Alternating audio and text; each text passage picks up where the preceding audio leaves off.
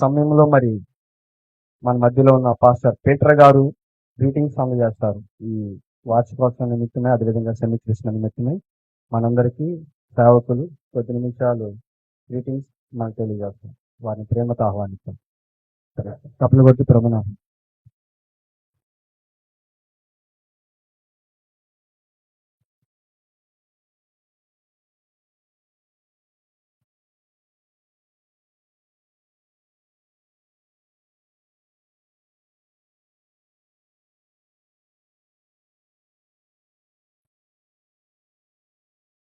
ఈరోజు మన తిల్లాపూర్లం గ్రామంలో ఉన్నటువంటి హోలీ మినిస్ట్రీస్ వ్యవస్థాపకులు సహోదరి ధనవద్దు భాగి గారికి, సుదీర్ఘ ప్రాంతం నుంచి వచ్చినటువంటి దైవజనికులు, మరి కూడి వచ్చినటువంటి దేవుని బిడ్డలారా, ప్రభు యేసుక్రీస్తు శ్రేష్టమైన నామములో మీ అందరికీ ప్రభు యేసుక్రీస్తు ద్వారా మరి నూతన మన మందిర వార్షికోత్సవ శుభాకాంక్షలు, అలాగే క్రిస్మస్ సెమీ క్రిస్మస్ శుభాకాంక్షలు. ఈరోజు మనందరం ఇక్కడ ఉన్నామంటే దేవుని ప్రేమ, ఆయన దయ వలనే మనకి రాగలిగాం, ఆయన కృప వలనే మనకి కాగలిగాం. నిజంగా ఈ యొక్క మారుమూల ప్రాంతంలోటువంటి ఈ గార్ల ప్రాంతంలో మరి సువార్తను బోధించడం అంటే ఎంతో అదృష్టం. దేవునికి మహిమ కలిగే విధంగా మన సహోదరి అయినటువంటి మరి భాబీ గారు వారు చేసినటువంటి సేవ చేస్తుంటే చాలా ఆనందంగా ఉన్నది. మరి ఇక్కడ కూడా ఒక నూతన మరి చర్చిని స్థాపించి మరి వార్షికోత్సవం జరుపుకోవడానికి, మరి ఆ వార్షికోత్సవ మహోత్సవానికి నేను రావటం అనేది నా అదృష్టంగా భావిస్తుంది. మీ అందరి దగ్గర బైబిల్ ఉంది అనుకుంటాను. బైబిల్ ఉన్న అందరూ ఒకసారి చేతులెత్తండి. ఓకే, ఈరోజు మనం ఏం జరుపుకుంటున్నాం తెలుసా? మనం క్రిస్మస్ అంటే ఒక మతం స్థాపించడం కాదు. క్రిస్మస్ అంటే ఒక మతమును స్థాపించడం కాదు, ఒక అలంకరణ కాదు. క్రీస్తు యేసు ఈ లోకానికి వచ్చినటువంటి ఆయన జన్మ వల్ల మన రాత్రులను మార్చిన జన్మ. కాబట్టి క్రీస్తు యేసు యొక్క జన్మ గురించి క్రిస్మస్ వేడుకల్లో మనందరం కూడా మన మారు మనసు పొందాలి. క్రీస్తు లోకానికి ఎందుకు వచ్చినా మన పాపములను మన్నించుతా, మన దేవుని యందు పశ్చాత్తాపడాలి, యథార్థమైనటువంటి జీవితం జీవించాలి. ప్రభు యేసు క్రీస్తు యందు మనం యథార్థమైనటువంటి జీవితం జీవించాలి. అందుకే ప్రభువు మానవుల రూపంలో మన మధ్యలోకి వచ్చినారు. మనం చేసిన పాపాలు అన్ని మన్నించాలి. మనందరం దేవుని యందు యథార్థమైనటువంటి జీవితం జీవించాలి. అందుకే దేవుడు మనలో ఒకరిగా వచ్చింది. సో క్రిస్మస్ విషయంలో లూకాసు సువార్త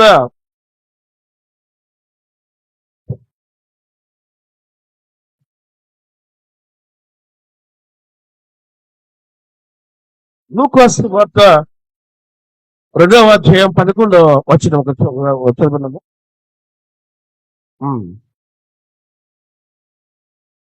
చూడండి, దావీదు పట్టణమందు నేడు రక్షకుడు నీ కొరకు పుట్టినాడు, ఈయనే ప్రభువు అయిన క్రీస్తు. దావీదు పట్టణమందు ఒక లోక రక్షకుడైనటువంటి పుట్టి ఉన్నాడు, ఈయనే యేసు క్రీస్తు.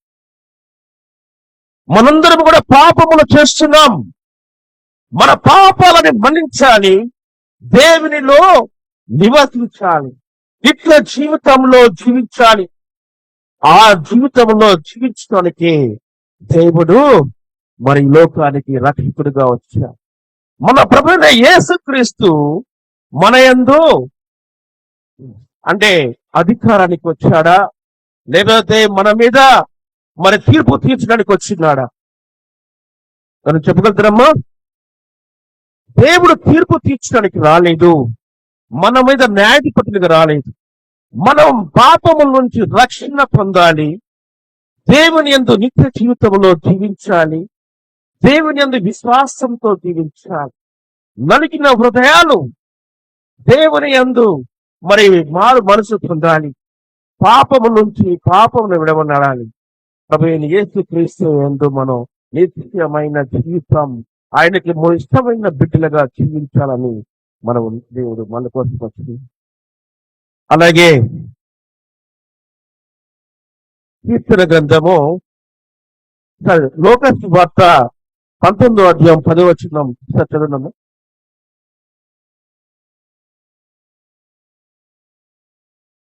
నశించిన దానిని వెతికి రక్షించుటకు మనిషి కుమారుడు వచ్చిన దేవుడు నిజంగా మనిషి కుమారుని రూపంలో చాలా మరి దేవుడు తలుచుకుంటే ఒక ప్యాలెస్ లో జన్మించవచ్చు, ఒక రాజకోటలో జన్మించవచ్చు. ఆయన తెలుసుకుంటే బంగారపు తొట్టిలో జన్మించవచ్చు. కానీ ఆయన జన్మించింది ఒక పశువుల పాత్రలు. పాపులైన మనము రక్షణ పొందాలి. ఆయన జన్మ అనేది ప్రపంచానికి ఒక తీర్పుగా ఉండాలి. ఆయన జన్మ వల్ల మనమందరం కూడా మన జీవితాలు మారబడాలి. ఆయన యందు మన నిత్య జీవితంలో జీవించాలని ప్రభువైన యేసుక్రీస్తు ఈ లోకానికి మరి పశువు పాత్రలో ఒదిగి ఒక మానవుని రూపంలో జన్మించినారు. ప్రియమైన దేవుని బిడ్డలారా, నిత్య జీవితంలో మన పాపములు చేస్తూ ఉంటుంటాం. అనేకమైనటువంటి పాపములు, దేవునికి వ్యతిరేకమైన పాపములు చేస్తూ ఉంటుంటాం. మన నిత్య జీవితంలో అబద్ధాలు ఆడుతుంటాం. మన నిత్య జీవితంలో అనేకమైన పాపములు చేస్తుంటాం. దేవునికి వ్యతిరేకమైన కార్యములు చేస్తుంటా ఉంటాం. విశ్వాసములైనటువంటి పనులు చేస్తాం. లోకానుసరమైనటువంటి పాపములు చేస్తూ ఉంటుంటాం. ప్రేమల దేవుని బిడ్డలారా, దేవుడు మన మారు మనపు కోసం మన పాపులు అయినటువంటి మనము పశ్చాత్తపడి దేవునిలో విశ్వాసం, దేవునిలో యథార్థమైనటువంటి జీవితం, నిత్య జీవితంలో జీవించడానికి ఈ లోకానికి దేవుడు వచ్చాడు. ఆయన జన్మ ఒక పశువుల పాకల్లో. పేదలైనటువంటి దేవునికి పేదలు ధనికులు అనేది ఉండదు. ధనికుల దగ్గరికి మరి ధనికులు పేదవాళ్ళు అనేది ఉండదు. అందరూ దేవునికి సమానులే. దేవుని యొక్క జన్మ ప్రతి ఒక్కరికి వారు మనసు పొందే విధంగా ప్రతి ఒక్క పాపి దేవుని యందు విశ్వాసం కలిగి జీవించాలని ఈ లోకములో మనిషి రూపంలో దేవుడు వచ్చింది. సో దేవుని బిడ్డలారా, నా నిత్య జీవితంలో చిన్న సాక్ష్యం చెప్తామనుకుంటున్నాను. నేను కూడా దేవుని యందు దేవుడు తెలిసినప్పటికీ నా జీవితంలో అనేకమైనటువంటి లోకానుసరమైన జీవితం జీవించినాను. ప్రభువుకు వ్యతిరేకమైన పనులు చేశాను. నా పాత జీవితం రోత జీవితం. నేను కూడా మద్యంలో సేవించేవాడిని. అందరిలాగా నేను సిగరెట్లు కూడా తాగేవాడిని. దేవుడిని తెలిసి కూడా దేవునికి వ్యతిరేకమైనటువంటి లోకానుసరమైనటువంటి పనులలో జీవించాను. ఇట్లా నేను ఎప్పుడైనా మారు మనసు పొందాలని ఎన్నో మార్లు ప్రయత్నం చేసినా మరి మారు మనసు పొందడానికి అవకాశం లేదు. మా ఇంట్లో వాళ్ళన్నారు, మారితే మారు, లేకపోతే చావు అని చెప్పాను. హల్లెలూయా, అందరు గట్టిగా ఉన్నాయి. హల్లెలూయా. కానీ దేవునికి నేను చనిపోవటం అని ఇష్టం లేదు కాబట్టి నేను మార్చుకుంటాను అని చెప్పేసి నన్ను మార్చుకోవడం జరిగింది. కాబట్టి నేను దేవుని యందు విశ్వాసం కలిగి ఉండి ఒకరోజు నా స్నేహితుడు ఫోన్ చేసి, నువ్వు హైదరాబాద్కు అర్జెంట్ రమ్మన్నప్పుడు నా కారులో నేను హైదరాబాద్ వెళ్తాను. ఆ రోజు దగ్గర డబ్బులు కూడా లేవు. అతని అకౌంట్ లో 1500 రూపాయలు అకౌంట్ వేసినప్పుడు అవి తీసుకొని నేను హైదరాబాద్ ప్రాంతానికి వెళ్ళడం జరిగింది. అక్కడికి వెళ్ళిన తర్వాత ఒక లాడ్జిలో ఉండడం జరిగింది. ఆ లాడ్జిలో ఉన్న తర్వాత ఇక నెక్స్ట్ డే మనం ఏం చేయాలని ఆలోచన చేస్తున్నప్పుడు ఒక టీ స్టాల్లో అందరూ టీ తాగుతూ ఉన్నారు. నేను వెళ్ళి సిగరెట్లు తాగుతా ఉన్నాను. ఒక దైవజనికుడు ఉన్నాడు, నువ్వు ఏంటి సిగరెట్ తాగుతావు అన్న. నేను తాగుతాను అని. ఈ రోజు నుంచి ఈ సిగరెట్ ను మాందుగాక అని చెప్పేసి గద్దించినట్టు. అందరు గట్టిగా చెప్పట్లే కొట్టండి. హల్లెలూయా, హల్లెలూయా. దేవునికి మహిమ కలుగునుగా.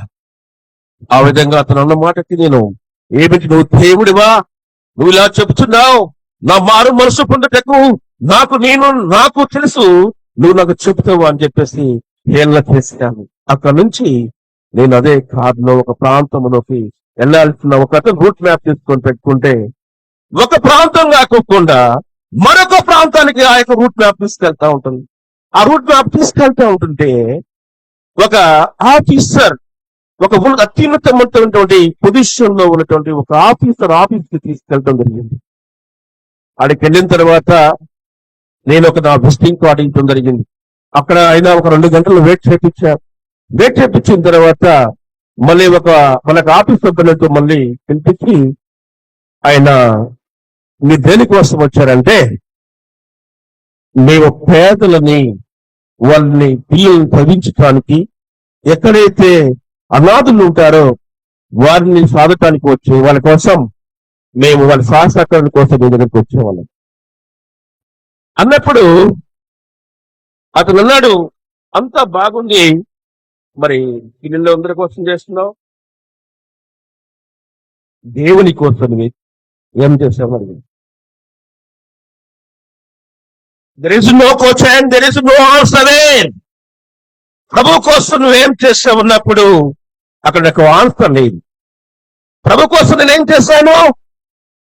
ఆయన విశ్వాసం లేదు, ప్రార్థన లేదు, దేవునికి వ్యతిరేకంగా లోకానుసారమైన జీవితాన్ని జీవించాను. దేవునికి వ్యతిరేకంగా మద్యపానం సేవించాను. దేవునికి వ్యతిరేకంగా సిగరెట్లు తాగాను. దేవునికి వ్యతిరేకంగా మోసకరమైన పనులు చేశాను. దేవునికి వ్యతిరేకమైన పనులు అనేకులు చేశాను. నువ్వు దేవుని కోసం పని చేసేవంటే నేనేమని చెప్పాలి ఆయనకి, ఇవని చెప్పాలనని నా మనసులో నేను క్వశ్చన్లో ఆన్సర్ లేదు, బాధపడ్డాను. అట్లా ఆయన అతను 100 గొర్రెలలో ఉన్నను 99 బాగున్నను, ఒక గొర్రె నశించకపోవడం నాకు ఇష్టం లేదు. నేను దేవుని యందు చిన్నప్పుడే దేవుని నమ్ముకున్నాను. నేను ఒక చౌదరిని, దేవుని నమ్ముకున్నాను. నా చిన్ననాటి నుంచే దేవుని వెలిగి ఉన్నాను కాబట్టి నాకు పరిశుద్ధాత్మతో నేను చెప్తున్నాను, నువ్వు దేవుడు నేను కావాలని కోరుకుంటున్నాడు, నువ్వు వీలుంటే మారు మనసు పొందు అని చెప్పేసి ఆ రోజు చెప్తుంది. అతడు నన్ను చూసి ఏడుస్తా ఉన్నాడు, నేను అన్ని చూసి ఏడుస్తున్నాను. నేను ఎందుకు ఏడుస్తున్నాను అర్థం కావట్లేదు, ఆయన ఎందుకు ఏడుస్తున్నావు అర్థం కావట్లేదు. మోకాళ్ళ ప్రార్థన వేశాడు, ప్రభు యందు ప్రార్థన చేయడం మొదలుపెట్టాడు.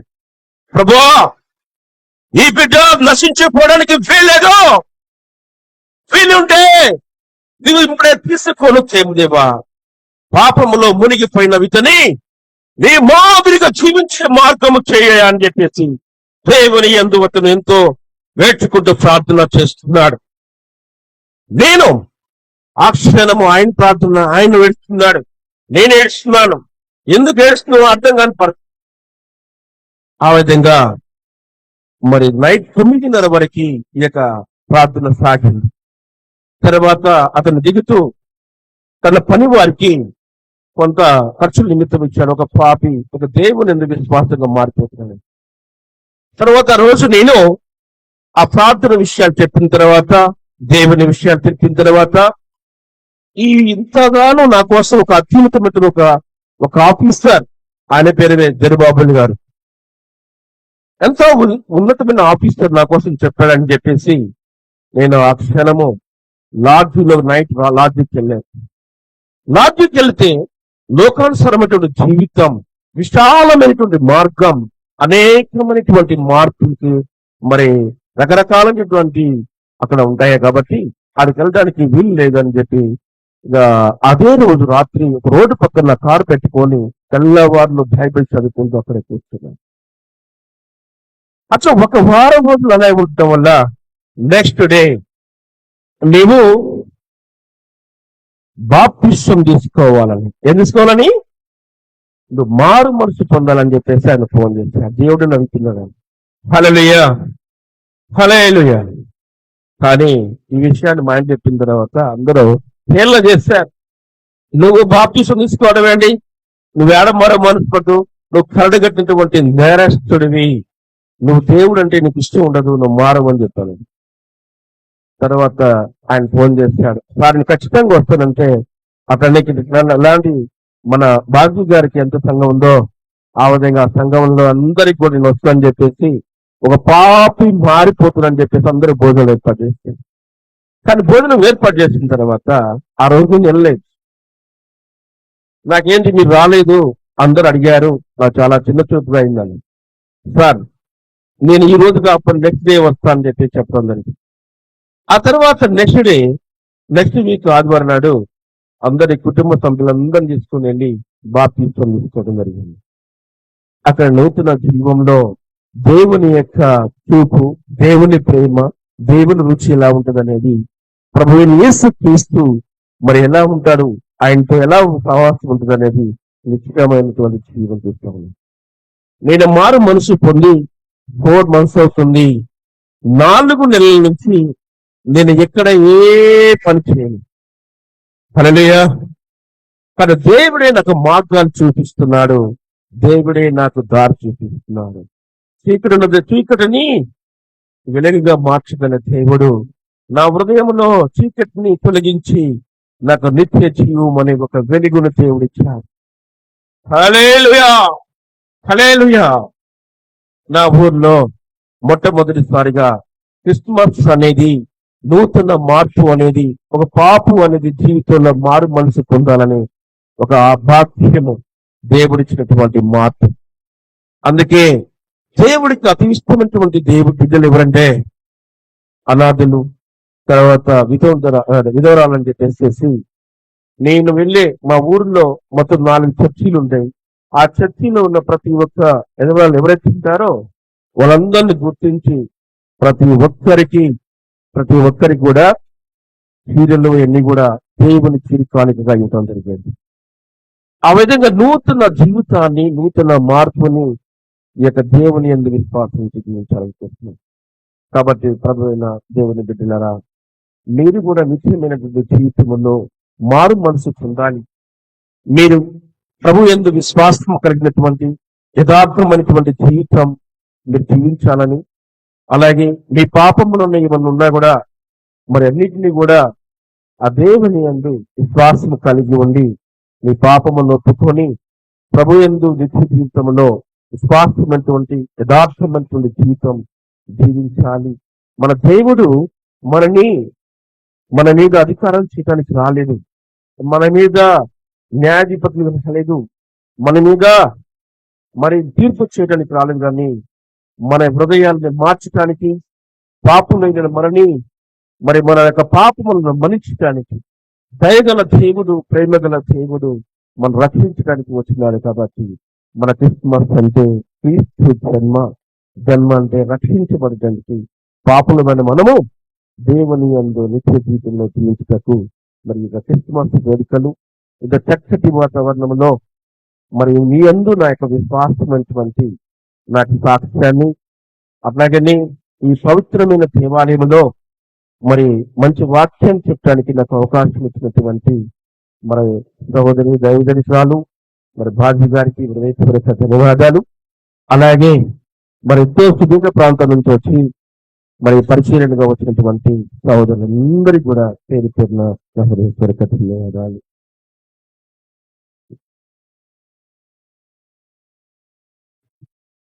మంచిది. ఈ సమయంలో మరి పాస్టర్ పీటర్ గారు మరి తన రక్షణ సాక్ష్యాన్ని మనందరం విశ్వాసంతోనూ, అదేవిధంగా బాప్తిజం పొందిన బిడ్డలు కూడా మరి వాళ్ళందరూ బలపడే విధంగా దేవుడు మనతో పాస్టర్ గారు పంచుకున్న సాక్ష్యాన్ని బట్టి, తెలియజేసిన గ్రీటింగ్స్ బట్టి కూడా పాస్టర్ గారికి వందనాలు చెల్లిస్తున్నాం. మరి ఈ సమయంలో మరి ఒక దైవజనులు రత్నరాజు గారు ఉన్నారు, ఆయన కూడా కొన్ని గ్రీటింగ్స్ తెలియజేస్తారు. కాబట్టి వాడిని ప్రేమతో ఆహ్వానిస్తాం. తప్పులు కొట్టి ప్రైజ్ లార్డ్. దేవునికి స్తోత్రం. వేదిక మీద ఉన్నటువంటి సాంసన్ రాయ్ గారు మరి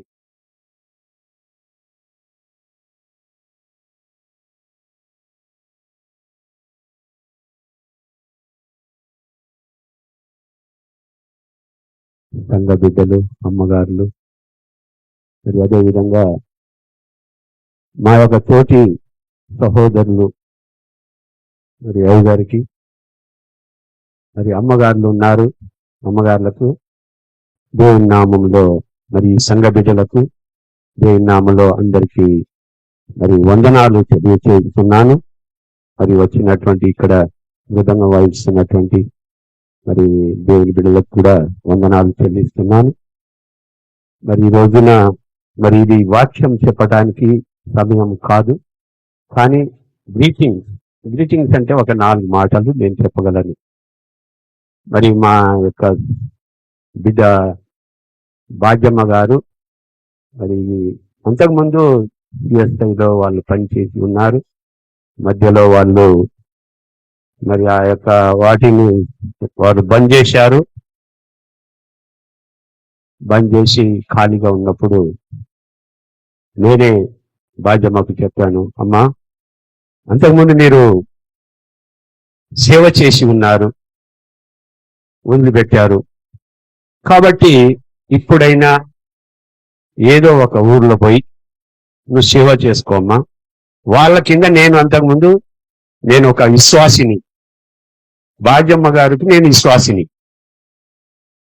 అయితే భాగ్యమ్మ గారు ఆ వదిలిపెట్టే టైంలో మరి నేను ఆడ దేవుడు పిలుపును పెట్టి మరి నేను సేవకునిగా పనిచేస్తున్నా కాబట్టి, అదేవిధంగా భాగ్యమ్మ నువ్వు కూడా వాడైనా మరి ఒక సంఘమును మరి చూసుకోమ్మా అంటే తిర్లాపురంలోనే మా సంఘం ఉన్నది. వాళ్ళు అక్కడ కొంతమంది సంఘస్థులు ఉన్నారు బాబాయ్. మరి నేను నాకు కొత్త కదా, వాక్యం చెప్పడం నాకు రాదు. సరే మా అయ్యగారు చెప్పేవారు, కానీ నేను కొద్దిగా వాక్యంలో కొద్దిగా ఇబ్బంది పడతా ఉంటా